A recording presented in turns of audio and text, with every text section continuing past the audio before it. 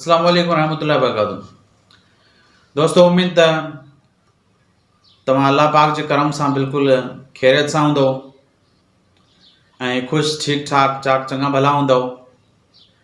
मुंहिंजी हिन नई वीडियो सां तव्हां सां शामिल थियो आहियां। अॼु ॻाल्हि कंदासीं प्राइवेट स्कूलनि जे लिहाज़ खां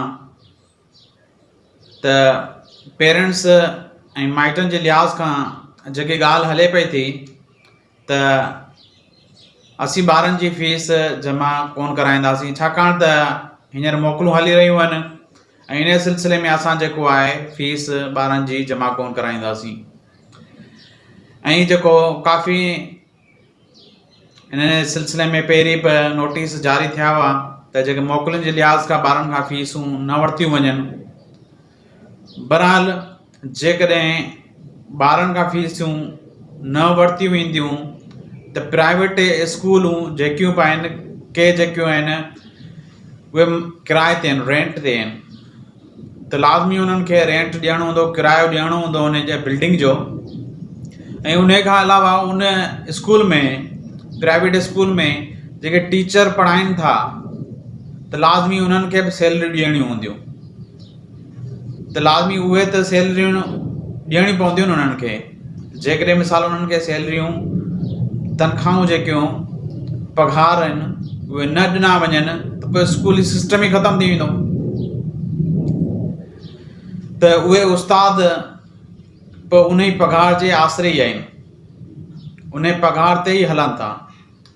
गवर्नमेंट जी पॉलिसी हुई त जेको मौजूदा टाइम में ॿारनि खां जेको आहे ऐं पेरेंट्स खां जेको आहे फीस ॿारनि जी न वरिती वञे, पर इन ते वरी इतफ़ाक़ थी चुको आहे त फीस में इज़ाफ़ो करे सघो था, एडवांस में न बल्कि इज़ाफ़ो तव्हां करे सघो था, उहा साॻी कसर तव्हां कढी सघो था।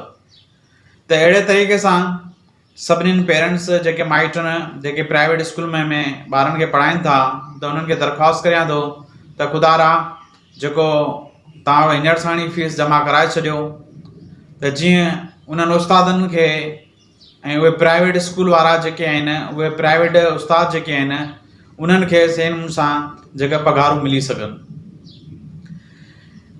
तव्हां सभई दोस्त हिन वीडियो खे ज़रूरु शेयर करियो जीअं। ऐं ॿी तव्हांखे ॻाल्हि ॿुधाईंदो हलां त प्राइवेट स्कूल वारा ऐं सरकारी स्कूलनि वारा, सरकारी स्कूल वारनि खे त बिल्कुलु भरोसो यकीन आहे त असांखे जेको आहे टाइम ते पघार मिली वेंदी, सरकार ॾेई छॾींदी। त प्राइवेट इदारे वारा जेके बि आहिनि उहे सिर्फ़ु इंतज़ार में हूंदा आहिनि त ॿारनि जूं फीसूं कलेक्ट थियनि ऐं उन खां पोइ असां जेको आहे जेको असांजो पघार ठहंदो ऐं असांखे पघार मिलंदो। जेकॾहिं मिसाल फीसूं नथियूं मिलनि त तव्हां अंदाज़ो लॻाए सघो था त छा उस्तादनि खे पघारूं मिलंदियूं। मौजूदा टाइम में आऊं हिकु फलाही इदारे में कमु करे रहियो आहियां, रोशनी मॉडल स्कूल में, जंहिंजो बानी साईं हाजी अलामा लाशारी साहिबु आहे।